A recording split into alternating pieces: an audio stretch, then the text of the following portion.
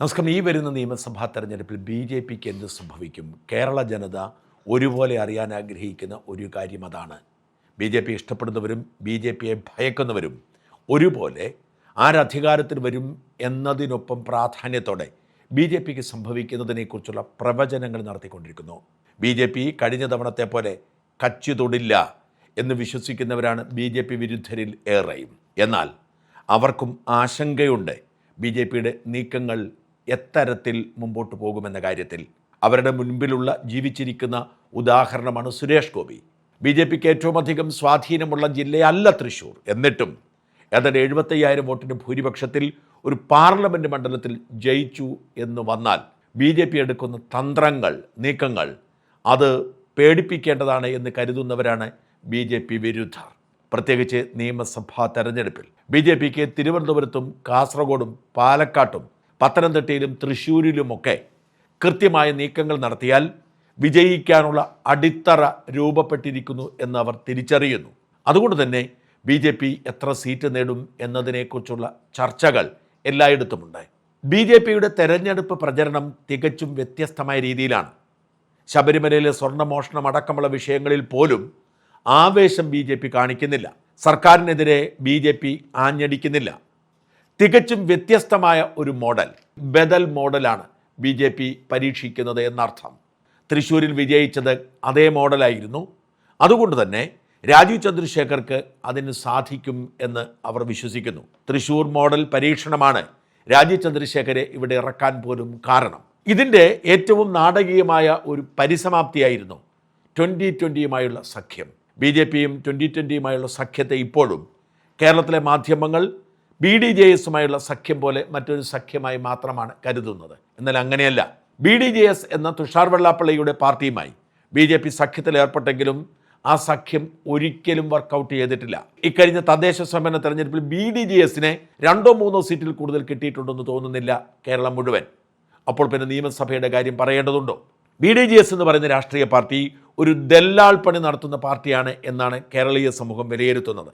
BDJS എന്ന രാഷ്ട്രീയ പാർട്ടിക്ക് രൂപം കൊടുത്തത് വെള്ളാപ്പള്ളിക്ക് തനിക്കെതിരെയുള്ള അന്വേഷണങ്ങൾ തടയിടാനുള്ള ഒരു ഉപാധി മാത്രമാണ്. പിണറായിയുമായി ആത്മബന്ധം പുലർത്തുമ്പോൾ മകനെ ഒരു രാഷ്ട്രീയ പാർട്ടി ഉണ്ടാക്കി അതിൻ്റെ നേതാവാക്കി ബി.ജെ.പിക്ക് അങ്ങ് കൊടുത്താൽ കേന്ദ്രത്തിൽ നിന്നും ശല്യമുണ്ടാവില്ല എന്നുള്ള ഒരു വിശ്വാസത്തിൻ്റെ പുറത്തുള്ള നീക്കം. അതുകൊണ്ട് വെള്ളാപ്പള്ളിക്ക് പത്മഭൂഷൺ വരെ കിട്ടി. ഓർക്കണം, രാജ്യത്തെ ഏറ്റവും പരമോന്നതമായ പുരസ്കാരങ്ങളിൽ ഒന്ന് വെള്ളാപ്പള്ളി നടേശനെ പോലെ അനേകം ക്രിമിനൽ കേസുകളിൽ പ്രതിയായ ഒരാൾക്ക് കിട്ടണമെങ്കിൽ വെള്ളാപ്പള്ളിയുടെ നീക്കം ഫലപ്രദമായിരുന്നു. അതിനപ്പുറത്തേക്ക് വോട്ട് നേടാനോ ബി.ജെ.പി സഹായിക്കാനോ ഒന്നും അവർക്ക് കഴിയില്ല. അങ്ങനെയാണ് BDJSനെ അവഗണിച്ചുകൊണ്ട് 2020 സഖ്യത്തിലേർപ്പെട്ടത്. 2020 സഖ്യം ഒരു പ്രൊഫഷണൽ സഖ്യമാണ്. 2020 അംഗങ്ങളെല്ലാവരും ബി.ജെ.പിക്ക് വോട്ട് ചെയ്യും എന്ന് പ്രതീക്ഷിച്ചല്ല. നേരെ മറിച്ച് സാബു ജേക്കബിലൂടെ ക്രൈസ്തവ മുഖവും ഒരു പ്രൊഫഷണൽ മുഖവും ബി.ജെ.പിക്ക് കൊണ്ടുവരിക എന്ന ലക്ഷ്യമാണുള്ളത്. അങ്ങനെ പ്രൊഫഷണൽ ആയിട്ടുള്ള ആളുകളെ, അപ്പർ മിഡിൽ ക്ലാസ്, ഇവരൊക്കെ ബി.ജെ.പി സഖ്യത്തിന് വോട്ട് ചെയ്യണം. ഇവിടെ ശ്രദ്ധിക്കേണ്ട ഒരു കാര്യം, എങ്ങനെയായിരിക്കും മത്സരം നടക്കുക എന്നതാണ്. ഇക്കുറി ബി.ജെ.പിയും 2020 തമ്മിലുള്ള സഖ്യത്തിൽ യാതൊരുവിധ പിടിവാശിയുമില്ല. ഇത്ര സീറ്റ് വേണം എന്നൊരു ആഗ്രഹം 2020 മുമ്പോട്ട് വെച്ചിട്ടില്ല. ഇത്രയെ തരൂ എന്നൊരു സമ്മർദ്ദം ബി.ജെ.പി കൊടുത്തിട്ടില്ല. ആരാണോ മികച്ച സ്ഥാനാർത്ഥിയെ കൊണ്ടുവരുന്നത് അവർക്ക് സീറ്റുണ്ട്. ഉദാഹരണത്തിന് ബി.ജെ.പിക്ക് ഏറ്റവും അധികം സ്വാധീനമുള്ള വട്ടിയൂർക്കാവ്. പരമ്പരാഗതമായി ബി.ജെ.പിക്ക് സ്വാധീനമുള്ള ഇടമാണ് വട്ടിയൂർക്കാവ്. വട്ടിയൂർക്കാവിൽ ബി.ജെ.പിക്ക് ഇപ്പോഴും ഒരു മികച്ച സ്ഥാനാർത്ഥിയെ ഉയർത്തിക്കാട്ടാൻ കഴിയുന്നില്ല. വട്ടിയൂർക്കാവിൽ ബി.ജെ.പി നേരിടുന്നൊരു പ്രതിസന്ധി അതാണ്. ആർ ശ്രീലേഖയുടെയും നടൻ കൃഷ്ണകുമാറിൻ്റെയും പേര് ഉയർത്തി കാണിക്കുമ്പോഴും ബി.ജെ.പിക്ക് ആത്മവിശ്വാസത്തോടെ ഒരു പ്രൊഫഷണൽ എന്ന നിലയിൽ ഒരു സ്ഥാനാർത്ഥി ഉയർത്തിക്കാട്ടാൻ വട്ടിയൂർക്കാവിലില്ല. ആ പശ്ചാത്തലത്തിൽ 2020 ഒരു മികച്ച സ്ഥാനാർത്ഥിയെ, വിജയിക്കാൻ സാധ്യതയുള്ള ഒരു സ്ഥാനാർത്ഥിയെ കൊണ്ടുവരികയാണെന്ന് വയ്ക്കുക. വട്ടിയൂർക്കാവ് ഒരുപക്ഷെ 2020 കൊടുക്കും. ഇതാണ് ബി.ജെ.പിയും 2020 തമ്മിലുള്ള ധാരണ. കുന്നത്തുനാട് 2020 ഏറ്റവും അധികം സ്വാധീനമുള്ള മണ്ഡലമാണ്. അവിടുത്തെ മികച്ച സ്ഥാനാർത്ഥി ബി.ജെ.പിയുടേതാണെങ്കിൽ 2020 ബി.ജെ.പിക്ക് കൊടുക്കും. ഇത്തരത്തിലുള്ള ഒരു ധാരണയിലാണ് എത്തിയിരിക്കുന്നത്. പ്രൊഫഷണൽ അപ്രോച്ചാണുള്ളത്. അതുകൊണ്ട് എവിടെയായിരിക്കും 2020 സ്ഥാനാർത്ഥി, എവിടെയായിരിക്കും ബി.ജെ.പിയുടെ സ്ഥാനാർത്ഥി എന്ന് പറയാൻ കഴിയാത്ത സാഹചര്യമുണ്ട്. മികച്ച സ്ഥാനാർത്ഥി ആർക്കുണ്ടോ അവർക്കായിരിക്കും ഇക്കുറി NDAയുടെ സീറ്റ്. അത്തരത്തിൽ ഒരു പ്രൊഫഷണൽ ബന്ധമാണ് 2020യും ബി.ജെ.പിയും തമ്മിൽ എത്തിയിരിക്കുന്ന ധാരണ. അതേസമയം ബി.ജെ.പിക്ക് കരുത്തുള്ള മികച്ച മുഖങ്ങളുള്ള ഇടങ്ങളിൽ അവർ മത്സരിക്കുകയും ചെയ്യും. നേരത്തെ തീരുമാനിച്ചു വെച്ചിരുന്നത് വളരെ നേരത്തെ തന്നെ സ്ഥാനാർത്ഥി പ്രഖ്യാപനം നടത്താനാണ്. ജനുവരി അവസാന വാരം സ്ഥാനാർത്ഥി പ്രഖ്യാപനം നടത്തുമെന്ന് റിപ്പോർട്ടുണ്ടായിരുന്നു. ഫെബ്രുവരി പകുതിയിൽ എന്നുണ്ടായിരുന്നു. എന്നാൽ ആ റിപ്പോർട്ടുകളൊക്കെ ഇപ്പോൾ BJP തമസ്കരിക്കുന്നു. പ്രഖ്യാപനം ഉടനെ ഉണ്ടാവില്ല. അതിന് കാരണം ദേശീയ നേതൃത്വം പറഞ്ഞു, നിങ്ങൾ സ്ഥാനാർത്ഥികളുടെ കാര്യത്തിൽ സമവായം ഉണ്ടാക്കിക്കോളൂ, സ്ഥാനാർത്ഥികളോട് പ്രവർത്തിക്കാൻ പറഞ്ഞോളൂ. കേരളത്തിലെ ഏതെങ്കിലും ഒരു മണ്ഡലത്തിൽ BJPയുടെ സംസ്ഥാന നേതൃത്വം കാര്യമായി എതിർപ്പില്ലാതെ ഒരു സ്ഥാനാർത്ഥിയെ നിർദ്ദേശിച്ചാൽ ആ സ്ഥാനാർത്ഥിക്ക് തന്നെ സീറ്റ് കൊടുക്കാനാണ് BJP ദേശീയ നേതൃത്വത്തിന് തീരുമാനം. പൂർണ്ണമായ അധികാരമാണ് രാജീവ് ചന്ദ്രശേഖർക്ക് കൊടുത്തിരിക്കുന്നത്. എന്നാൽ ആരുടെയും സീറ്റ് ഇപ്പോൾ പ്രഖ്യാപിക്കേണ്ടതില്ല എന്ന് BJP ദേശീയ നേതൃത്വം അറിയിച്ചിരിക്കുന്നു. അതിന് 3 കാരണങ്ങളാണ് അവർ പറയുന്നത്. ഒന്ന്, ഇത് വളരെ നേരത്തെയാണ്. ഇപ്പോൾ സ്ഥാനാർത്ഥി പ്രഖ്യാപനം ഉണ്ടായാൽ ആ സ്ഥാനാർത്ഥി പ്രചരണം നടത്തി മടുത്തുപോകും. സ്ഥാനാർത്ഥി പ്രഖ്യാപനം ഉണ്ടാവുന്നു, പോസ്റ്റ് ഒട്ടിക്കാൻ തുടങ്ങേണ്ടി വരും, ഇപ്പോൾ തന്നെ പ്രചരണത്തിൽ ഇറങ്ങേണ്ടി വരും, സ്ഥാനാർത്ഥി മടുത്തുപോകും. മാത്രമല്ല, ദീർഘകാലം ഒരു സ്ഥാനാർത്ഥിയുടെ മുഖം കാണുമ്പോൾ അയാൾക്കെതിരെയുള്ള പ്രചരണങ്ങളും അയാൾക്കെതിരെയുള്ള ആരോപണങ്ങളും ഒക്കെ എളുപ്പത്തിൽ കൊണ്ടുവരാൻ കഴിയും. ഇന്നത്തെ കാലത്ത് സോഷ്യൽ മീഡിയ ആർക്കെതിരെയും ഞൊടിയിടയിൽ ഒരു ആരോപണം കൊണ്ടുവരാം. ആ ആരോപണം ഒരുപക്ഷെ ജനങ്ങളെ വിശ്വസിപ്പിക്കുന്ന തരത്തിലേക്ക് മാറ്റാൻ പറ്റും. അതുകൊണ്ട് മടുപ്പിക്കേണ്ട. 2, ഏതെങ്കിലും ഒരു സ്ഥാനാർത്ഥിക്ക് സീറ്റ് മോഹമുണ്ടെങ്കിൽ സീറ്റ് നിഷേധിക്കപ്പെടുന്ന ആൾക്ക് ഈ സീറ്റ് കിട്ടിയ ആൾക്കെതിരെ പ്രവർത്തിക്കാനും ആളെ കൂട്ടാനും സമയം കിട്ടും. പലപ്പോഴും ഈ തെരഞ്ഞെടുപ്പ് ആരവത്തിനിടയിൽ ഇത്തരം പിണങ്ങി നിൽക്കുന്നവർക്ക് ഒന്നിനും നേരം കിട്ടിയെന്ന് വരില്ല. അവരുടെ ശബ്ദം ഉയർന്നു കേൾക്കാതിരിക്കും. ഇത്തരം ഒരു സാഹചര്യത്തിൽ അവരുടെ ശബ്ദം ഉയർന്നു കേട്ടെന്ന് വരാം. അത് ശരിയല്ല. 3, എതിരാളികൾ ആരാണെന്നറിയാതെ സ്ഥാനാർത്ഥിയെ പ്രഖ്യാപിച്ചാൽ, ഒരു സൂചന പോലുമില്ലാതെ സ്ഥാനാർത്ഥിയെ പ്രഖ്യാപിച്ചാൽ എന്താണോ സ്ഥാനാർത്ഥിയുടെ ബലഹീനത, അത് മതപരമാവാം, ജാതിപരമാവാം, അല്ലെങ്കിൽ മറ്റെന്തെങ്കിലും തരത്തിലാവാം, ഈ ബലഹീനതയെ പരിഹരിക്കുന്ന തരത്തിൽ എതിർ സ്ഥാനാർത്ഥികൾ വരാം. അതുകൊണ്ട് നേരത്തെ പ്രഖ്യാപനം വേണ്ട.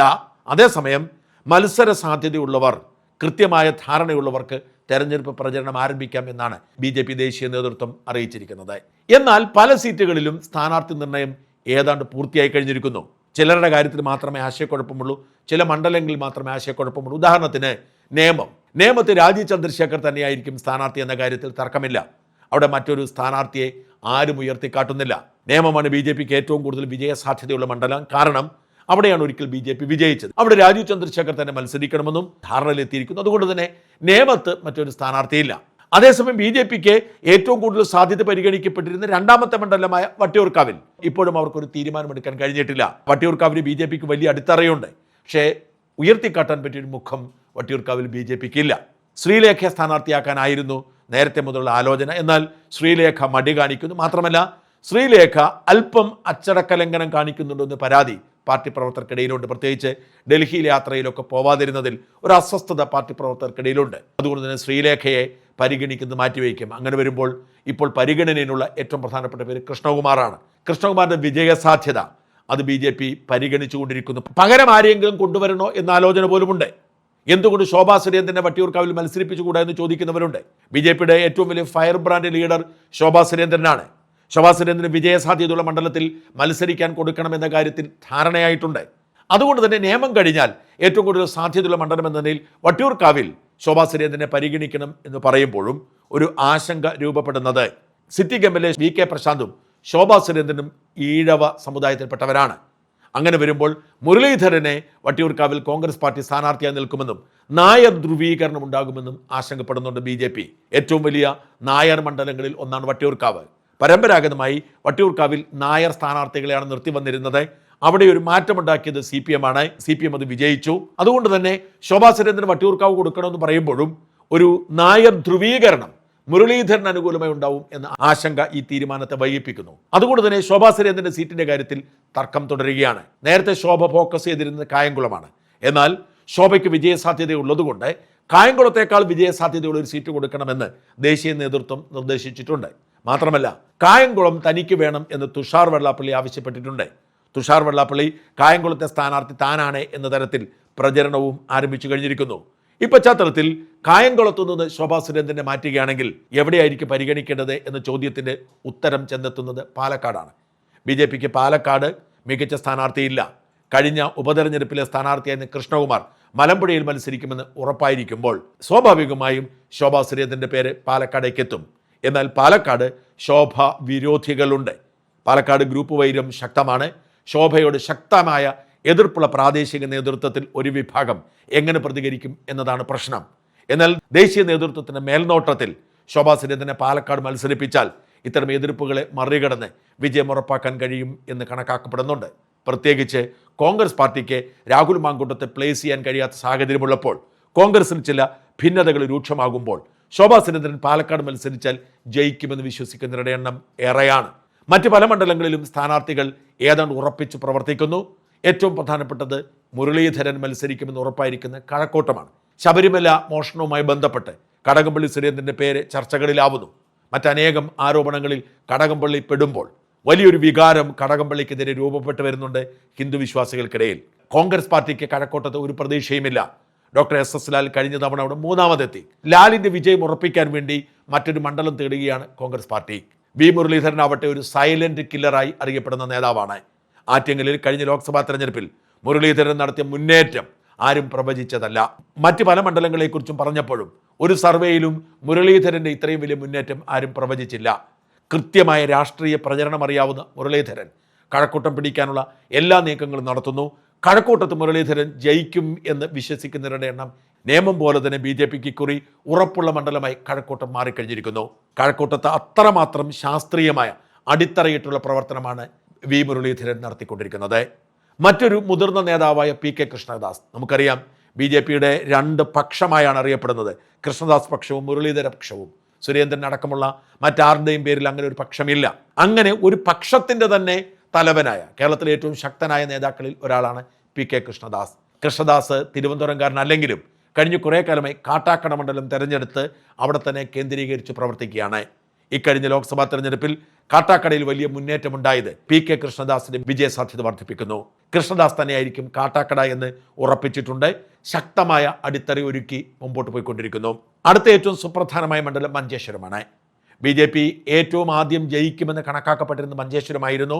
100-ൽ താഴെ വോട്ടുകൾക്കാണ് 2016 മഞ്ചേശ്വരത്ത് K സുരേന്ദ്രൻ തോറ്റുപോയത്. K സുരേന്ദ്രൻ ഒരു താരപരിവേഷം ഉണ്ടാക്കിയത് പോലും ആ തലനാരിഴയ്ക്കുള്ള തോൽവിയാണ്. 2021 മഞ്ചേശ്വരത്തും കോന്നിയിലും ഒരുമിച്ച് മത്സരിക്കാനുള്ള ആർത്തിയാണ് വാസ്തവത്തിൽ സുരേന്ദ്രന് വിനയായി മാറിയത്. എന്നിട്ടും മുസ്ലിം ലീഗിൻ്റെ സ്ഥാനാർത്ഥിയുടെ വിജയം 1000 വോട്ടിൽ താഴെയായിരുന്നു. അതുകൊണ്ട് തന്നെ മഞ്ചേശ്വരത്ത് ഇപ്പോഴത്തെ അനുകൂല സാഹചര്യത്തിൽ വിജയം ഉറപ്പിക്കാൻ കഴിയുമെന്ന് കണക്കാക്കപ്പെടുന്നു. സുരേന്ദ്രൻ മഞ്ചേശ്വരത്ത് തന്നെയായിരിക്കും മത്സരിക്കുക. മഞ്ചേശ്വരം കേന്ദ്രീകരിച്ച് പ്രവർത്തിക്കാൻ BJP ദേശീയ നേതൃത്വം സൂചന നൽകിക്കഴിഞ്ഞു. സുരേന്ദ്രൻ മഞ്ചേശ്വരം ഇക്കുറി പിടിക്കും. 1-ൽ പിഴച്ചാൽ 3-ൽ തീരും എന്ന ചൊല്ലുപയോഗിച്ച് സുരേന്ദ്രൻ മഞ്ചേശ്വരം കേന്ദ്രീകരിച്ച് പ്രവർത്തനം ആരംഭിച്ചിട്ടുണ്ട്. നിയമത്തിനും കഴക്കൂട്ടത്തിനുമൊപ്പം BJPക്ക് ഏറ്റവും അധികം സാധ്യതയുള്ള മണ്ഡലമായി സുരേന്ദ്രനോട് മഞ്ചേശ്വരവും മാറുകയാണ്. മറ്റു ചില മണ്ഡലങ്ങളിലും സ്ഥാനാർത്ഥി നിർണയം പൂർത്തിയാക്കി നേതാക്കളോട് പ്രചരണ രംഗത്തിറങ്ങാൻ BJP നേതൃത്വം ആവശ്യപ്പെട്ടിട്ടുണ്ട്. ഔദ്യോഗികമായി പ്രഖ്യാപിച്ചില്ലെങ്കിലും. ഒന്ന് കാസർഗോഡാണ്. BJPക്ക് സ്വാധീനമുള്ള മണ്ഡലങ്ങളിൽ ഒന്നാണ്. എന്നാൽ ലീഗാണ് അവിടെ ജയിക്കുന്നത്. കാസർഗോഡ് ML അശ്വിനി ആയിരിക്കും സ്ഥാനാർത്ഥി. അശ്വിനി കാസർഗോഡ് കേന്ദ്രീകരിച്ച് പ്രവർത്തനം ആരംഭിച്ചു കഴിഞ്ഞു. പാലായിൽ ഷോൺ ജോർജ് ആയിരിക്കും സ്ഥാനാർത്ഥിയെന്ന് ഉറപ്പിച്ചു കഴിഞ്ഞിട്ടുണ്ട്. ക്രൈസ്തവ വോട്ടുകളെ ലക്ഷ്യമാക്കി പാലായിൽ നടക്കുന്ന തെരഞ്ഞെടുപ്പിൽ മാണി സി കാപ്പനും ഷോൺ ജോർജും ജോസ് കെ മാണിയും തമ്മിലുള്ള ത്രികോണ മത്സരം നടക്കുമെന്ന് ഉറപ്പായിട്ടുണ്ട്. ഷോൺ ജോർജ് നേരത്തെ തന്നെ മണ്ഡലത്തിൽ സജീവമാണ്. ഷോൺ ജോർജിനോട് ശക്തമായി തന്നെ പ്രവർത്തിക്കാൻ നിർദ്ദേശം കൊടുത്തു കഴിഞ്ഞിരിക്കുന്നു BJP നേതൃത്വം. ഷോൺ ജോർജ് പാലായിൽ ശക്തമായ നീക്കങ്ങളുമായി രംഗത്തുണ്ട്. BJPയുടെ 4 സംസ്ഥാന ജനറൽ സെക്രട്ടറിമാരിൽ ഒരാളായ അനൂപ് ആന്റണി ജോസഫ് തിരുവല്ലയിൽ മത്സരിക്കുമെന്ന് ഉറപ്പായിട്ടുണ്ട്. കഴിഞ്ഞ തവണ തിരുവല്ലയിൽ മത്സരിക്കാൻ ഡൽഹിയിൽ നിന്ന് നിർദ്ദേശം വന്നതിനെ തുടർന്ന് പ്രവർത്തിച്ചെങ്കിലും സംസ്ഥാന നേതൃത്വം അമ്പലപ്പുഴയിലേക്ക് മാറ്റിയിരുന്നു. എന്നാൽ ഇക്കുറി തിരുവല്ലയിൽ തന്നെയായിരിക്കും സ്ഥാനാർത്ഥിയെന്ന് തീരുമാനമായിട്ടുണ്ട്. അനൂപ് ആന്റണി ജോസഫ് തിരുവല്ല കേന്ദ്രീകരിച്ച് പ്രവർത്തനവും ആരംഭിച്ചു. അതുപോലെ തന്നെയാണ് ചെങ്ങന്നൂരിൽ BJPയുടെ ആലപ്പുഴ ജില്ലാ പ്രസിഡന്റ് സന്ദീപ് വാചസ്പതി. തദ്ദേശ സ്വയംഭരണ തെരഞ്ഞെടുപ്പിൽ ചെങ്ങന്നൂർ മണ്ഡലത്തിന് കീഴിലുള്ള പഞ്ചായത്തുകളിലും നഗരസഭകളിലുമൊക്കെ വലിയ മുന്നേറ്റമുണ്ടാക്കിയെടുക്കാൻ സന്ദീപ് വാചസ്പതിക്ക് കഴിഞ്ഞു. വാചസ്പതി തന്നെയായിരിക്കും ചെങ്ങന്നൂരിലെ BJP സ്ഥാനാർത്ഥി എന്ന് ഉറപ്പായിട്ടുണ്ട്. പാലായിൽ ഷോൺ ജോർജിനെ പരീക്ഷിക്കുന്നത് പോലെ തന്നെയാണ് ദേവികുളത്ത് S രാജേന്ദ്രനെയും BJP പരീക്ഷിക്കുന്നത്. BJPക്ക് ദേവികുളത്ത് സ്വാധീനമില്ലെങ്കിലും രാജേന്ദ്രന്റെ സ്വാധീനവും തോട്ടം തൊഴിലാളികൾക്കിടയിൽ സ്വാധീനമുണ്ടാക്കാനും കഴിയുന്ന വിധത്തിൽ രാജേന്ദ്രനോട് മുൻകൂട്ടി പ്രവർത്തിക്കാൻ ആവശ്യപ്പെട്ട് കഴിഞ്ഞു. BJPയുടെ മുൻ സംസ്ഥാന ജനറൽ സെക്രട്ടറിമാരിൽ ഒരാളായ P സുധീർ ആയിരിക്കും ആറ്റിങ്ങലിൽ മത്സരിക്കുക. സുധീറും ആറ്റിങ്ങലിൽ സജീവമായി തന്നെ തെരഞ്ഞെടുപ്പ് രംഗത്ത് എത്തിക്കഴിഞ്ഞു. സ്ഥിരീകരിച്ച മറ്റൊരു സ്ഥാനാർത്ഥി ആറന്മുളയിൽ കുമ്മനം രാജശേഖരനാണ്. കുമ്മനത്തിൻ്റെ പ്രവർത്തന കേന്ദ്രങ്ങളിൽ ഒന്ന് തന്നെയാണ് ആറന്മുള. കഴിഞ്ഞ തവണ നേമത്തും അതിനു മുമ്പ് വട്ടിയൂർക്കാവിലും മത്സരിച്ച സൗമ്യനായ കുമ്മനം രാജശേഖരൻ ഇക്കുറി ആറന്മുളയിലായിരിക്കും മത്സരിക്കുക. മറ്റ് പല മണ്ഡലങ്ങളിലും ഏതാണ്ട് ധാരണയായെങ്കിലും ഇനിയും മാറ്റങ്ങൾ വരാനുള്ള സാധ്യതയുണ്ട്. എന്തായാലും BJP ശക്തമായ പ്രവർത്തനവുമായി മുമ്പോട്ട് പോകുന്നത് കുറഞ്ഞത് 5 സീറ്റ് പിടിക്കുക എന്ന ലക്ഷ്യത്തിലാണ്. അങ്ങനെ 5 സീറ്റുകൾ പിടിച്ചാൽ BJP ചരിത്രം സൃഷ്ടിക്കുമെന്നും കേരളത്തിൽ ഏത് മുന്നണിയാണോ തോൽക്കുന്നത് ആ മുന്നണിയിൽ നിന്നും വലിയ തോതിൽ BJPയിലേക്ക് ജനപ്രവാഹം ഉണ്ടാകുമെന്നും കണക്കുകൂട്ടിയാണ് നീക്കങ്ങൾ നടത്തുന്നത്.